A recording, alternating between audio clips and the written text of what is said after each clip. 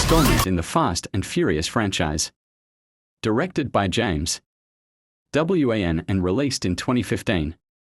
The film combines fast cars, intense action, and significant emotional depth, particularly due to the passing of one of its lead actors, Paul Walker, who portrayed Brian O'Connor.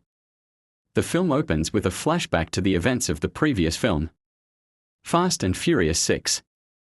Deckard Shaw, played by Jason Statham, a former Special Forces operative, is seen in a hospital room staring down at his brother Owen Shaw, who was defeated by Dominic Toretto, Vin Diesel, and his crew. Deckard vows revenge against the crew. The story picks up with Dom, Brian, Paul Walker, Letty, Michelle Rodriguez, and the rest of the team trying to live normal lives after their adventures. However, they can't escape the world of fast cars and high-octane action for long.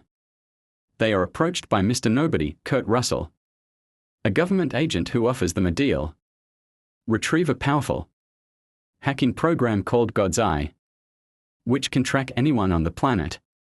In exchange, he promises to help them stop Deckard Shaw, who is on their trail and seeking vengeance for his brother. The team travels to Abu Dhabi to retrieve the God's Eye from a corrupt billionaire, which leads to a spectacular, high-stakes heist involving driving a car through a skyscraper. This sequence demonstrates the crew's skills and sets up the need to take down further enemies who also want the God's Eye. As they obtain the program, they make a narrow escape from Deckard Shaw, who is relentless in his pursuit of revenge. Dom and his crew face various threats as they work to protect their lives from Deckard and a new enemy, Mose Jakande, Jaimin Honsu, who also desires the God's Eye for his own malicious purposes. The tension escalates, leading to thrilling car chases and fight sequences that are hallmarks of the franchise.